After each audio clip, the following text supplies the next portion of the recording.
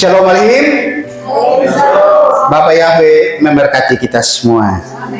Kali ini kita akan membicarakan materi yang singkat, yaitu dahsyatnya angka 40. Ya, dahsyatnya angka 40. Kita akan belajar apa sih angka 40 itu. Ya, kalau kita biasa angka 12, ya, angka 7 apalagi itu biasa angka sakral bagi manusia maupun umat Yahudi, ya. Tapi sekarang kita berbicara mengenai angka 40 dan bagaimana dahsyatnya angka 40 dalam kehidupan kita, ya. Di mana peran Bapak Yahweh yang terus menyertai kita. Ibu, kita perlu ketahui, ya. Di dalam kitab suci, angka 40 sering digunakan untuk dua periode waktu yang berbeda. Bisa jadi itu 40 hari dan atau bisa jadi itu 40 tahun. Ya, tergantung maunya Bapak Yahweh, bukan maunya kita. Ya, karena 40 ini berkaitan erat dengan Bapak Yahweh. Ya. Nah, proses-proses dalam angka 40 ini, angka 40 memiliki makna yang sangat mendalam dan sering dikaitkan dengan proses transformasi, ya, ujian dan persiapan diri secara spiritual kerohanian. Ya, kenapa? Karena dalam momen periode waktu itu, baik itu 40 hari, baik itu 40 tahun, di situ ada maksud Bapak Yahweh. Di dalam pola akar Ibrani, bahasa Ibrani, angka 40 atau 40 itu dikatakan arba'im, ya, arba'im, yang memiliki hubungan erat dengan konsep transisi dan pertumbuhan yang makna utamanya adalah pengujian dan penyucian. Ya, Bapak Ibu ingat-ingat itu. Jadi masa pengujian dan masa penyucian itu inti dari makna angka 40 itu, di mana semua proses terjadi di dalam periode waktu 40 itu. Ya. Makanya kenapa 40 itu nanti sangat dahsyat, kita akan masuk lebih dalam. 40 itu seperti apa? Angka 40 kita pertama lihat dulu, ya, ada banyak tapi ada 7 contoh yang saya ambil. Yang pertama, hujan yang menyebabkan air bah turun selama 40 hari pada zaman Noah. Itu prosesnya yang dilakukan oleh Bapak Yahweh, bukan kira-kiranya manusia, tapi itu proses waktu yang ditentukan oleh Bapak Yahweh, yaitu 40 hari, 40 malam masa air bah ketika Nuh ada di dalam bahtera. Di dalam Kejadian 7 ayat 4 dan 12 dikatakan, sebab 7 hari lagi aku akan menurunkan hujan ke atas bumi 40 hari dan 40 malam, dan aku akan melenyapkan dari atas permukaan bumi segala yang ada yang telah aku jadikan. Dan terjadilah hujan lebat ke atas bumi 40 hari dan 40 malam. Proses ini Bapak Ibu, ini proses pembersihan, penyucian, ya. Karena zaman Nuh, zaman yang memang sudah hancur-hancuran, sehingga Bapak Yahweh tega atau tidak tega, Bapak Yahweh melenyapkan semua orang. Tertinggal 8 orang, ya. Nuh bersama dengan istri, 3 anaknya juga bersama dengan istri. Jadi dia melenyapkan manusia pada saat itu. Terjadi air bah pada saat kematian Metusalah. Ya, jadi pas Metusalah mati, tidak lama langsung air bah. Karena itu memang sudah nubuatan. Metusalah umur berapa Bapak Ibu? 969 tahun, ya. Jadi pas Metusalah mati, baru air bah terjadi. Ya, jadi itu proses pemurnian terhadap manusia-manusia yang berdosa, yang memang sudah brutal, yang sudah melakukan kekejian pada zaman Noah. Bayangkan, ya, Noah selama 120 tahun lebih dia memberitakan kebenaran, ya, memberitakan pertobatan, tapi orang tidak mendengar. Yang mau tidak mau hanya 8 orang yang diselamatkan daripada manusia-manusia berdosa. Lalu kemudian akhirnya binatang-binatang juga yang diselamatkan, tapi dengan syarat binatang yang masuk di dalam bahtera Noah adalah mereka yang menundukkan kepala. Itu tanda kerendahan hati, penyucian diri. Ya Bapak Ibu. Yang kedua adalah Moshe berada selama 40 hari di Gunung Sinai. Ya. Di dalam Keluaran 24 ayat 18. Dan Moshe masuk ke tengah-tengah awan itu dan dia naik ke atas gunung, dan Moshe berada di atas gunung itu 40 hari 40 malam lamanya. Ya, Moshe naik untuk menerima Torah daripada Bapa Yahweh, menerima perintah daripada Bapa Yahweh, menerima pengajaran daripada Bapa Yahweh, sehingga dia turun dengan 2 loh batu. Tapi tidak segampang itu untuk mendapatkan. Ya, Moshe naik ke Gunung Sinai, dia harus benar-benar menyucikan dirinya. Dia harus benar-benar diuji kesetiaannya di hadapan Bapa Yahweh. Kalau tidak, dia tidak akan berkenan, dan Bapa Yahweh tidak akan memperkenankan dia untuk turun membawa 2 loh batu. Ya, jadi prosesnya tidak segampang yang kita pikirkan. Moshe naik, lalu kemudian esoknya turun. Tidak. 40 hari, 40 malam dia berada bersama-sama, bercengkrama, berbicara, berdialog dengan Bapa Yahweh. Ya, itu sungguh luar biasa. Nah, itu proses yang dijalani oleh Moshe selama 40 hari, 40 malam. Dan yang pasti, saat itu dia tidak makan dan tidak minum. Dia tidak naik dengan bekal, Bapak Ibu. Ya, jadi benar-benar kalau orang mau berpuasa 40 hari 40 malam, kalau kita lihat di iman-iman seberang, ada yang bertapa selama puluhan tahun. Ya, benar-benar mereka mau bersama-sama dengan mereka punya Tuhan. Ya, kalau kita sekuat kita, paling barter kita waktu Yom Kippur kita berpuasanya 25 jam. Ya, itu pun Bapak Ibu sudah mulai goyang-goyang 25 jam. Ya, itu baru 25 jam. Lalu kalau tambah lagi sehari lagi, tambah sehari, apakah mampu? Bapak Ibu butuh penyucian diri. Bapak Yahweh tahu kita. Ya, ketika kita dalam aktivitas kita berpuasa, Bapak Yahweh tahu kondisi kita, kemampuan kita sampai di mana. Ya. Nah, yang berikut Bapak Ibu, yang ketiga, para pengintai, ada 12 pengintai menghabiskan waktu 40 hari menjelajahi tanah Israel atau tanah Kanaan.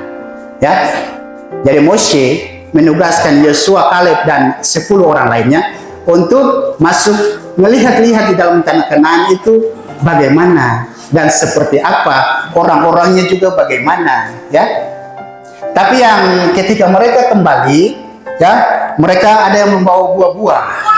Buah-buah ini menandakan bahwa tanah Kanaan itu tanah yang subur, tanah yang diberkati oleh Bapa Yahweh. Tapi dari 12 itu hanya Kaleb, ya, dan Moshe dan Yosua yang datang memberikan pengharapan. Sementara yang 10 orang ini mereka meragukan, wah, di dalam itu orang-orangnya raksasa-raksasa, orang-orangnya jahat. Jadi iman mereka itu tidak sebesar apa yang Bapa Yahweh percayakan untuk mereka. Nah, oleh karena mereka meragukan Bapa Yahweh, harusnya hanya mungkin beberapa hari atau hanya mungkin 1 bulan dari perjalanan Mesir sampai ke tanah Kanaan. Lalu kemudian ketika mereka sudah melihat tanah Kanaan di depan mata, Bapa Yahweh putar-putar mereka selama 40 tahun. Ya. Nah, di dalam Bilangan 13 ayat 25 tadi dikatakan, ketika mereka kembali dari mengintai negeri itu pada akhir hari yang ke-40. Jadi selama 40 hari, 12 orang ini termasuk Yosua dan Kaleb berada di dalam tanah Kanaan untuk memantau situasi dalam situ. Ya, bahkan mereka pun kalau kita lihat di cerita di dalam kitab suci, mereka dikejar-kejar. Bahkan ada salah satu pelacur yang menyelamatkan mereka, turun dari atas loteng demi menyelamatkan mereka. Nah, oleh karena 10 orang pengintai ini, minus Yosua dan Kaleb, yang membuat bangsa Israel selama 40 tahun di padang belantara atau di padang yang padang pasir, ya. Mereka berjalan. Bilangan 32 ayat 13. Dan murka Yahweh telah menyala terhadap orang Israel, dan dia telah membuat mereka mengembara di padang gurun selama 40 tahun sampai habis seluruh generasi yang telah berbuat jahat di mata Yahweh. Itu yang tadi. Cuma gara-gara 10 orang punya imannya rendah, ya, Bapak Yahweh putar mereka 40. Supaya apa? Menghabiskan generasi-generasi yang tua-tua dalam tanda kutip, yang keraguannya terhadap Tuhan mereka, yaitu Bapak Yahweh. Ya, jadi yang masuk ke tanah Kanaan itu generasi yang baru, tidak ada lagi generasi-generasi yang lama. Karena kenapa? Generasi yang lama ini sudah bercampur baur. Ada yang kawin mengawini, ada yang keluar dari Mesir juga bukan saja orang Israel, tapi membawa bangsa-bangsa yang lain. Nah, bangsa-bangsa ini yang mempengaruhi bangsa Israel, sehingga bangsa Israel punya keimanannya jatuh. Ya, makanya Bapak Yahweh tegur mereka, memproses mereka, menyucikan mereka, memurnikan mereka dengan jalan 40 tahun di padang gurun. Ya, seharusnya cepat. Tapi karena keras tempo, karena ragu-ragu terhadap Bapak Yahweh putar-putar mereka. Supaya apa? Dimurnikan. Oleh karena itu Bapak Ibu, kalau ada masalah, kalau ada sesuatu dalam kehidupan Bapak Ibu, segera selesaikan. Ya, percaya semuanya kepada Bapak Yahweh. Jangan pernah meragukan Bapak Yahweh. Supaya kenapa? Bapak Yahweh turun tangan itu cepat. Tapi kalau masih ragu, sudah berdoa kemudian masih mempertanyakan, kapan ya Bapak Yahweh jawab? Kapan ya Bapak Yahweh jawab? Itu tandanya Anda ragu-ragu. Dan engkau akan berputar-putar dengan masalahmu. Ya, makanya untuk masalah selesai cepat, segera, ya, bertindak dengan iman.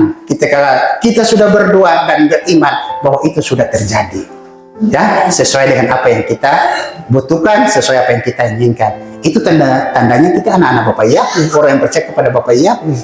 Kita bukan bangsa goyim, ya, yang kemudian masih meragukan Tuhan, tapi kita adalah bangsa-bangsa Israel yang sudah dietenkan masuk menjadi zaitun yang asli sama-sama dengan bangsa Israel. Ya. Nah, yang kelima, Elia dikuatkan oleh makanan dari malaikat ketika berpuasa selama 40 hari. Ya. 1 Raja-Raja 19 ayat 8. Maka dia bangun, lalu makan dan minum dan berjalan dengan kekuatan makanan itu selama 40 hari 40 malam ke gunung Elohim, yaitu Horeb. Elia melarikan diri karena Isabel. Ya, Ratu Isabel mengancam untuk membunuh Elia. Ya, karena Ratu Isabel juga punya nabi-nabi Baal. Ya, Elia selaku manusia, dia juga khawatir, takut mati. Ya, makanya dia juga diproses, dia menyembunyikan diri. Walaupun Elia itu nabi yang besar, salah satu nabi yang tidak meninggal atau tidak mati, dia terangkat sama-sama, ya, seperti Henok. Dia juga terangkat. Tapi dia juga takut mati. Ya. Nah, kenapa malaikat menyuruhnya untuk naik ke gunung Horeb? Ya, untuk memurnikan diri. Sehingga dia ketika dia kembali, dia bisa memusnahkan nabi-nabi Baal. Ya, orang-orang kepercayaannya Isabel. Jadi di situ kita ditantang, ya. Kita ditantang untuk bagaimana mempersiapkan diri kita, memurnikan diri kita, memurnikan pikiran kita, terutama memurnikan iman kita supaya iman kita tidak goyah. Ya, kadang-kadang tantangan datang, kadang-kadang ancaman datang, kita jadi takut. Tapi saya mau bilang, kita punya Yahweh El-Gibor, Yahweh yang perkasa, ya. Kita tidak perlu takut, ya, walaupun banyak ancaman yang datang kepada kita. Banyak orang yang mungkin membenci kita, ya, tetangga kita, teman kita, saudara kita yang membenci kita oleh karena nama Bapak Yahweh.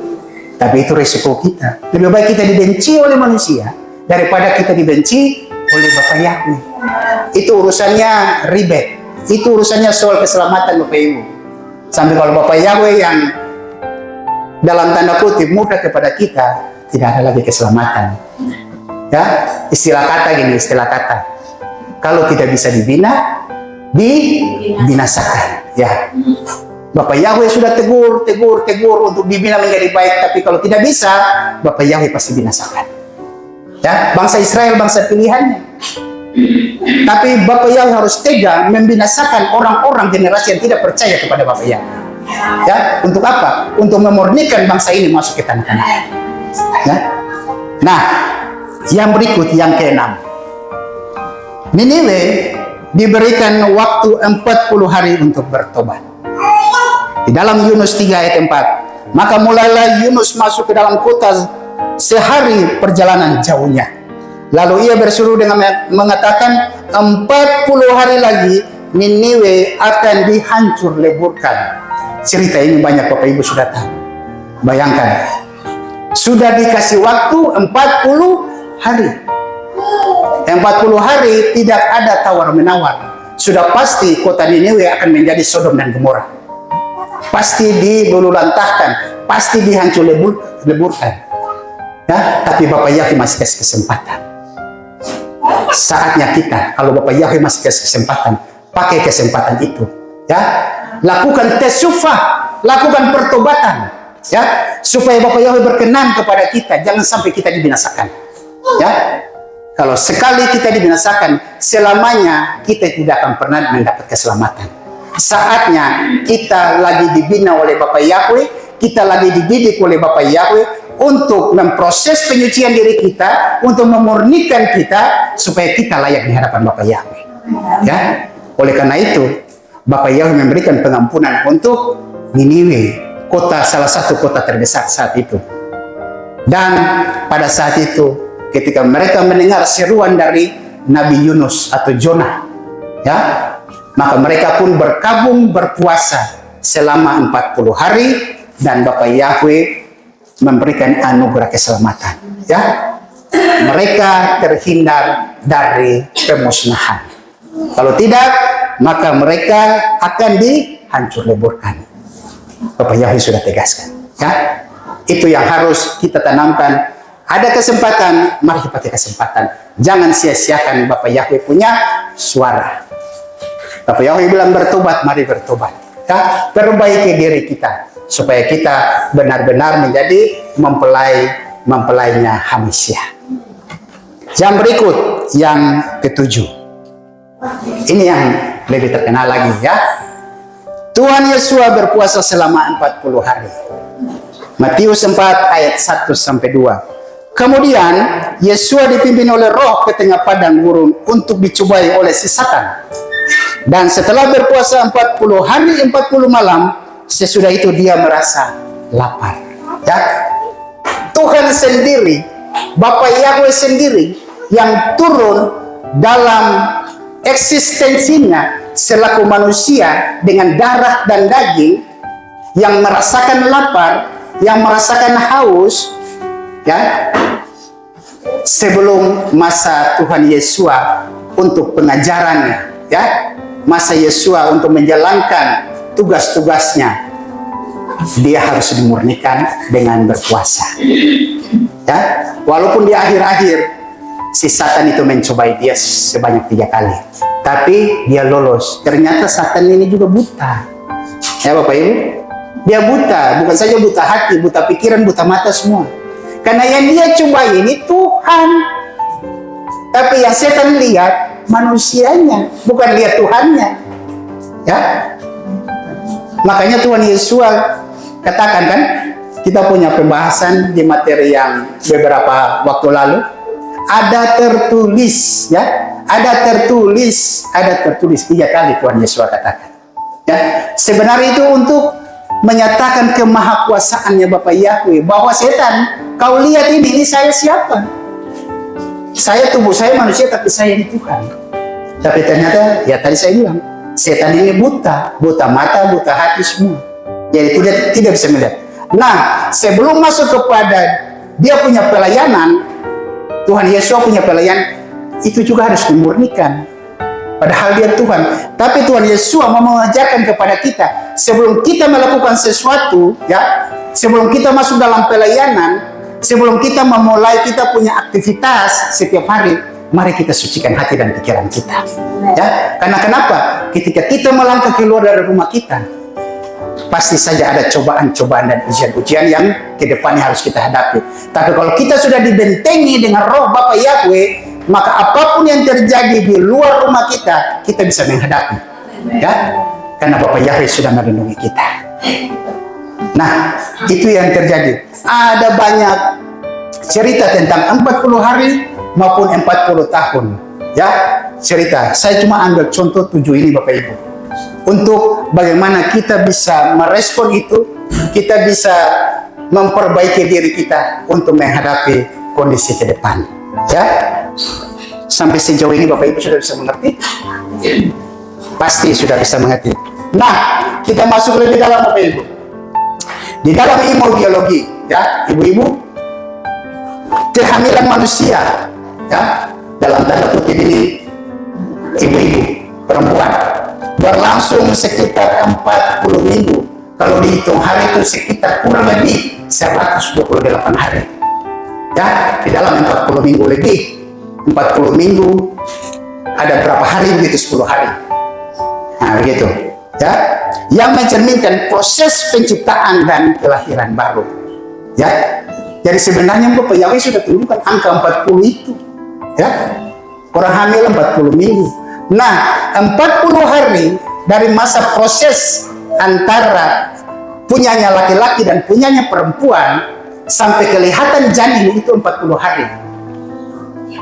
Jadi ketika 40 hari baru tahu, oh ini dia hamil.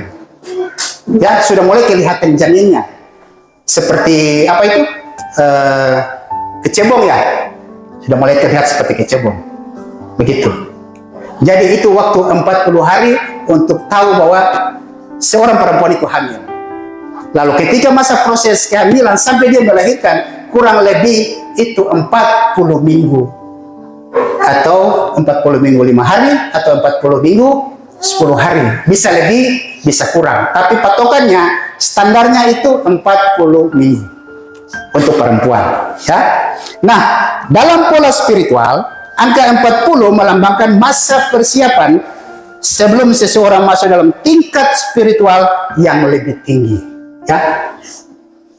Jadi di situ masa periode 40 itu, ya, dia punya imannya meningkat, dia punya kedewasaannya meningkat. Umur 40 umur yang sangat matang. Benar Bapak Ibu? Umur yang sudah sangat matang. Baik dalam cara berpikir, baik dalam keimanan maupun dalam tindakan, pasti sangat matang. Umur 40 itu.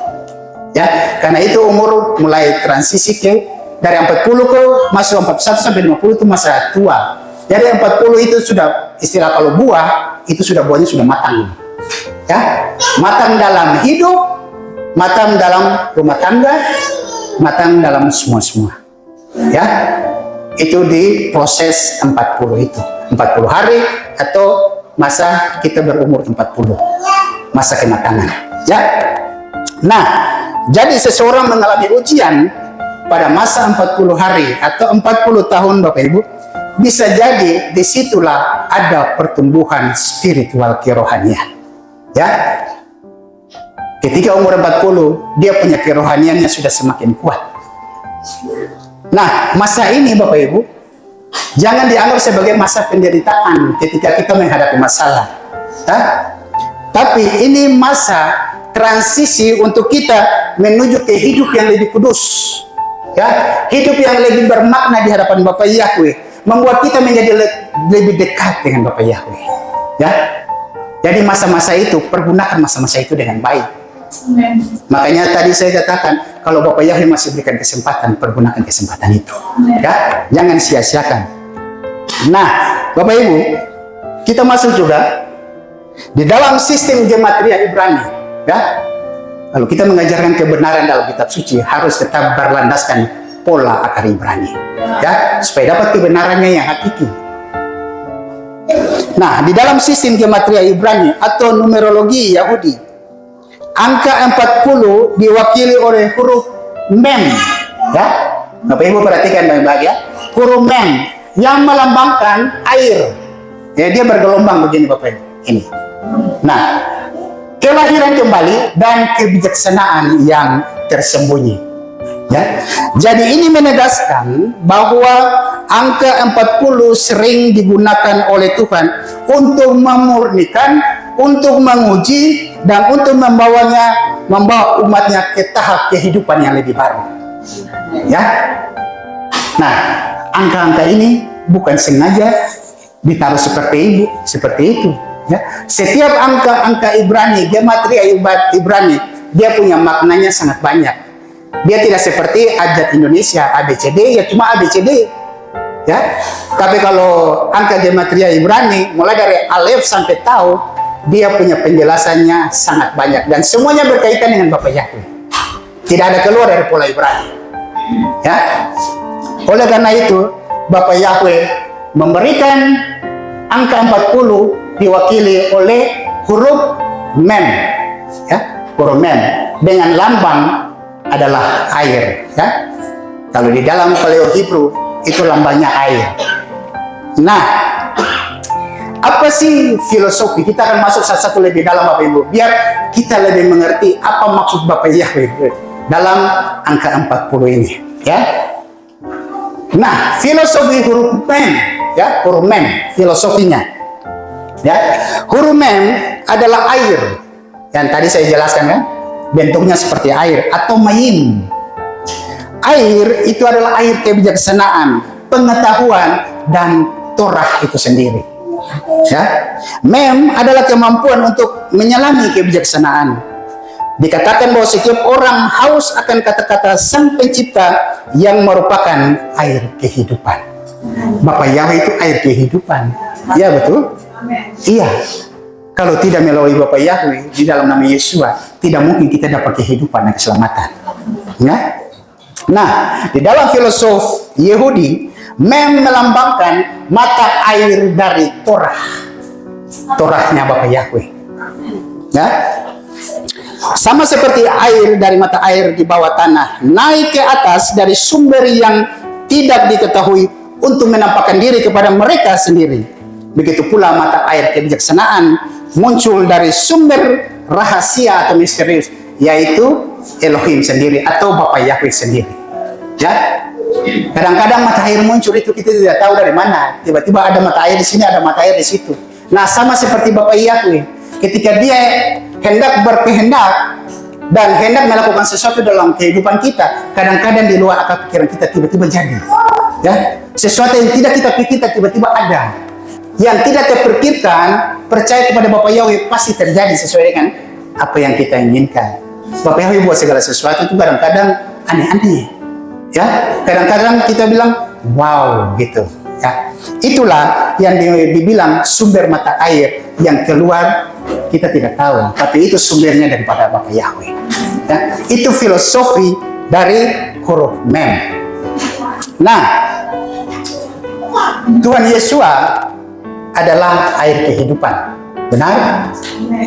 Kita bisa baca di dalam Yohanes 4 ayat 14, ya, ketika Dia berbicara dengan wanita Samaria. Di situ dikatakan, tetapi siapa yang telah minum dari air yang akan kuberikan kepadanya, dia sekali-kali tidak akan pernah haus sampai selamanya. Sebaliknya, air yang akan kuberikan kepadanya itu akan menjadi air di dalam dirinya yang terus memancar sampai hidup yang kekal. Kalau kita minum air di dalam botol ini, ya kan cuma tahan hausnya sebentar. Tetapi ketika air kehidupan yang diberikan oleh Bapa Yahweh dalam nama Yeshua HaMashiach, yaitu firman-Nya, maka kita tidak akan pernah haus. Ya, karena firman itu, air kehidupan itu akan membawa kita sampai ke Samayim. Ya, jadi kalau kita terus minum air kehidupan itu, setiap hari kita bergaul dengan Bapa Yahweh, dekat dengan Bapa Yahweh, setia dengan Bapa Yahweh, ya, mengikuti arus firman-Nya, maka kita tidak akan pernah haus. Sasaran kita adalah di Samayim. Ya.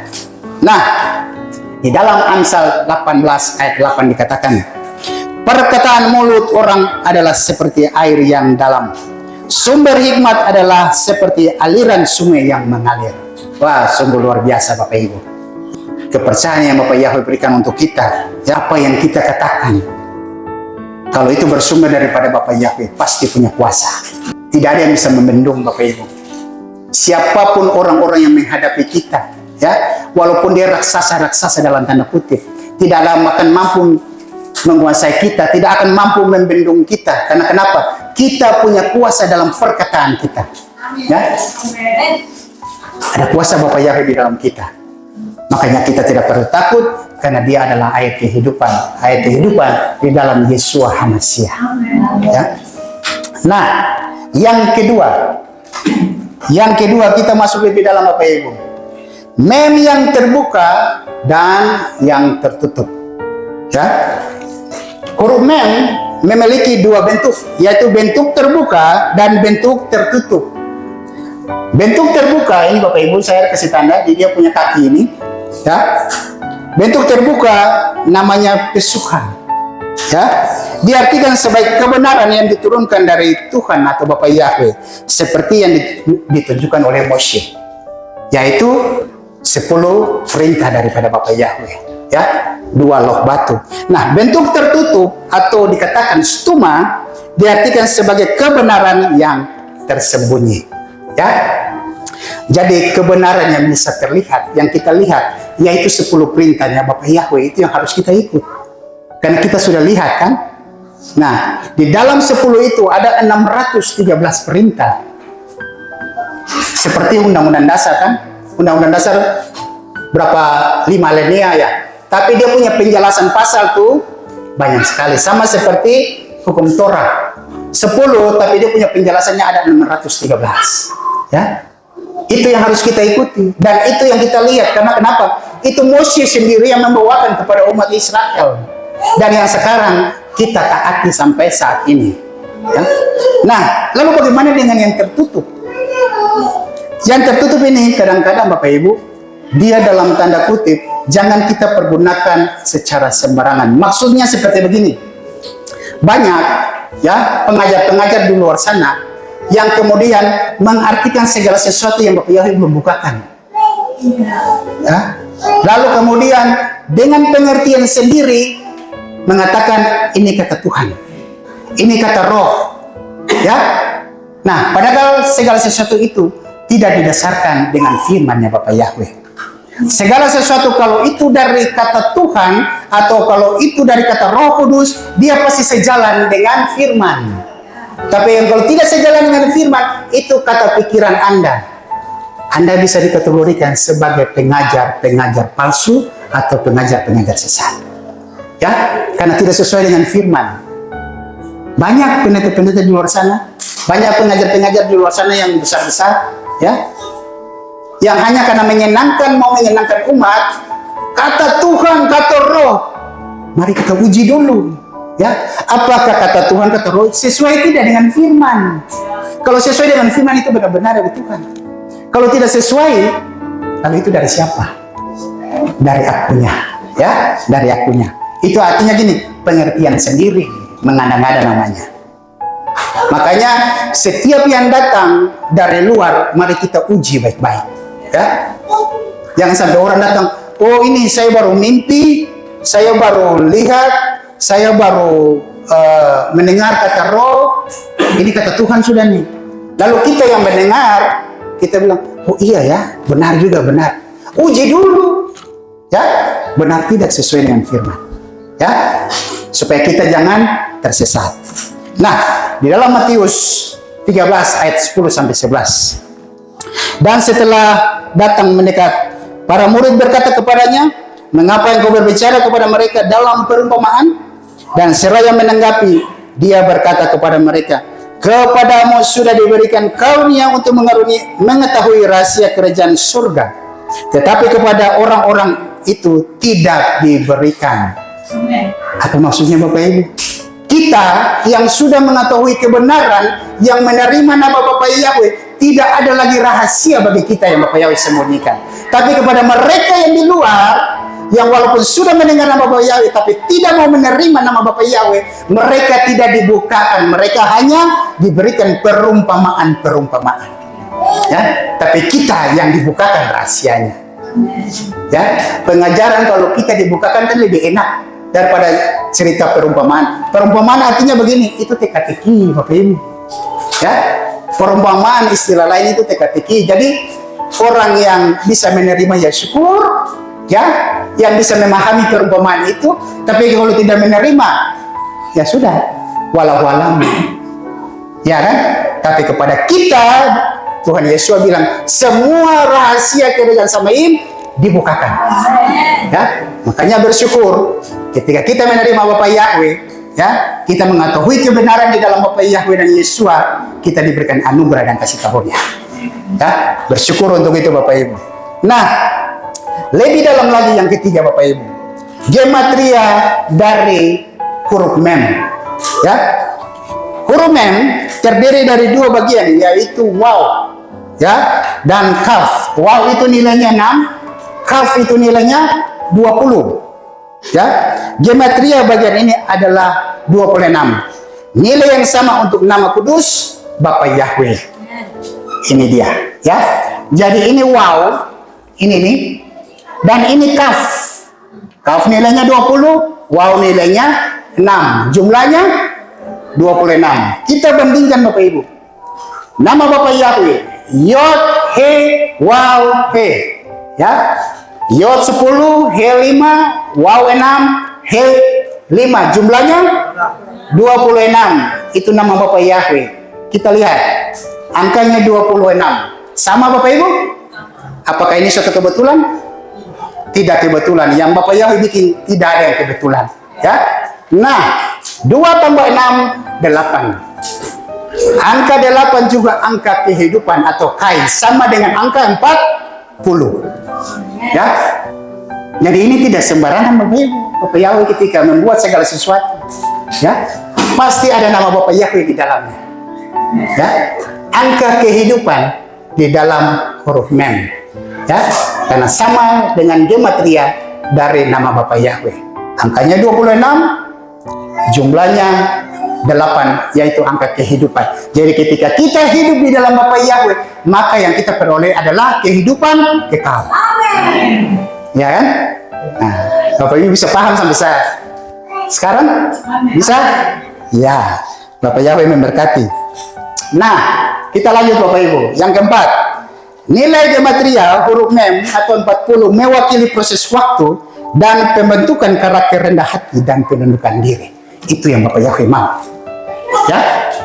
Mem juga mewakili waktu yang diperlukan untuk pematangan dan menunjukkan kepada kita pentingnya kedewasaan emosi, kerendahan hati dan penundukan diri di hadapan Tuhan. Itu yang Tuhan inginkan Bapak Ibu. Ya, hidup di dalam Tuhan, hidup dengan penuh kerendahan hati. Hidup di dalam Tuhan, hidup dengan penguasaan diri. Jangan sedikit-sedikit marah, tapi lebih banyak sabar. Hidup di dalam Tuhan berarti kita harus tunduk diri. Ya, kalau kita tidak tunduk diri, Bapak Yahweh tidak akan pernah berbuat apapun untuk kita. Ya, Bapak Yahweh butuh kita penundukan diri, kerendahan hati, bisa menguasai emosi. Ya, nah, kenapa sampai yang tadi saya katakan ada 7 yang saya ambil contoh ya.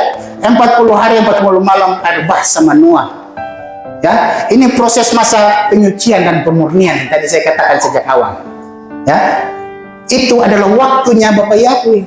Kalau masih keras tengkuk, masih belum percaya, harus dimurnikan, makanya Bapak Yahweh akan berikan waktu. Ya, 40 hari Moses berada di atas Gunung Sinai. 40 hari penyinta di tanah Kanaan. 40 hari bangsa Israel di padang gurun. 40 hari, 40 tahun bangsa Israel di padang gurun. 40 hari Elia berpuasa. Ya, 40 hari Nineveh diberikan waktu untuk pertobatan. Dan 40 hari Yeshua HaMashiach berpuasa. Ya, waktu yang diberikan Bapak Yahweh. Nah, kita diberikan waktu juga oleh Bapak Yahweh. Bukan karena 40 tahunnya atau 40 hari. Ya, kita, Bapak Yahweh berikan kita waktu sepanjang hidup kita. Untuk apa? Memurnikan diri kita, menyucikan diri kita, supaya tabiat-tabiat kita, kedagingan-kedagingan kita dilepaskan, supaya kita dimurnikan. Ya, jangan sampai Bapak Yahweh kasih tentukan waktu, kita kelakapan Bapak Ibu. Ya, Nah, mengapa angka 40? Ya, dari pertanyaan. Mengapa 40? Karena 40 adalah angka kehidupan. Maknanya adalah air, yaitu air kehidupan. Matching sama yang tadi.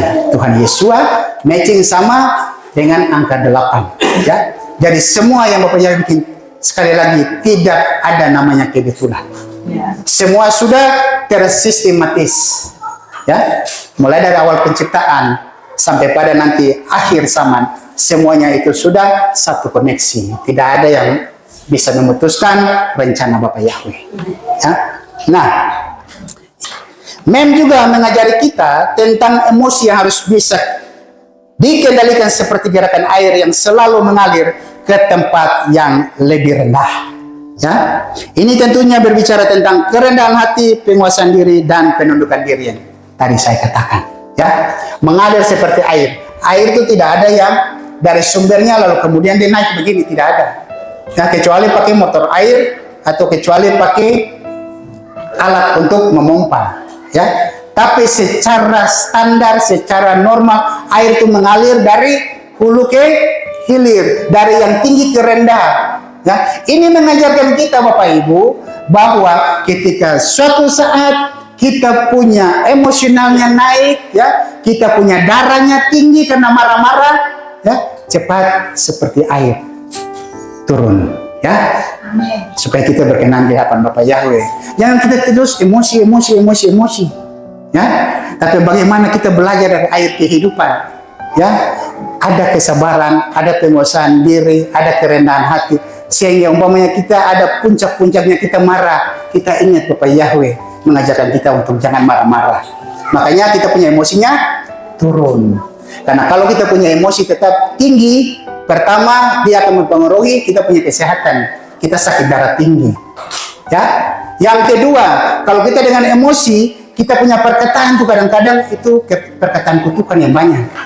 Ya. Kalau kita dengan emosi, maka kadang-kadang kita punya kebijakan yang kita ambil itu pasti salah.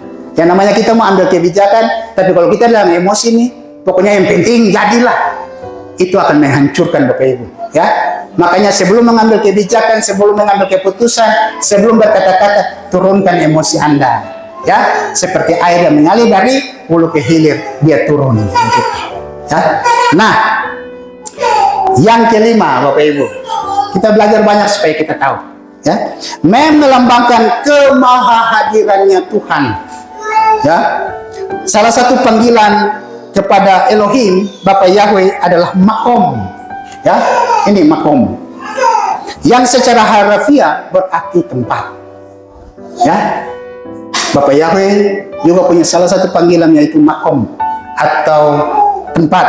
Nah, nama ini menguatkan bahwa kehadiran Tuhan ada di setiap tempat. Ya, Tuhan itu ada di mana-mana. Ya, Tuhan ada di mana-mana. Sehingga ketika kita perlukan Tuhan, kita tidak perlu, kita datang ke gereja saja, kita datang ke tempat ibadah, tidak.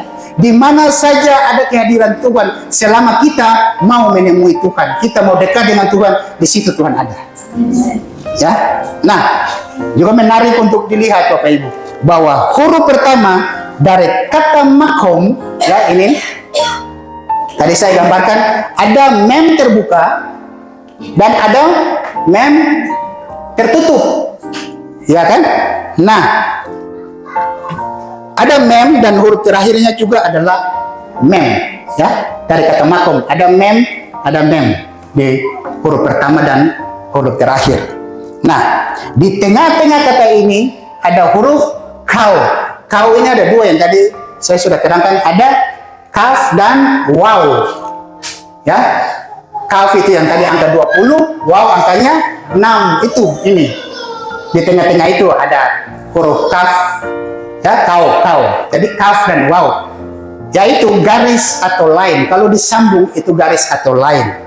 Ya, ini adalah garis antara dunia yang dapat diketahui dan dunia yang tersembunyi serta tidak sepenuhnya dapat dipahami.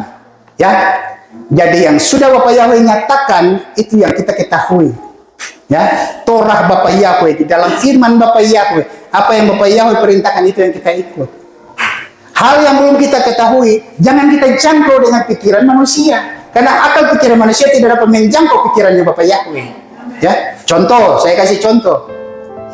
Banyak pengajar-pengajar, ya, banyak orang-orang besar yang sudah memprediksikan kedatangan Tuhan Yesus. Jam ini, hari ini, tanggal ini, emangnya tahu siapa? Ya, firman bilang tidak ada satu orang pun yang tahu, bahkan malaikat-malaikat pun tidak tahu. Ya, apalagi kau yang cuma manusia.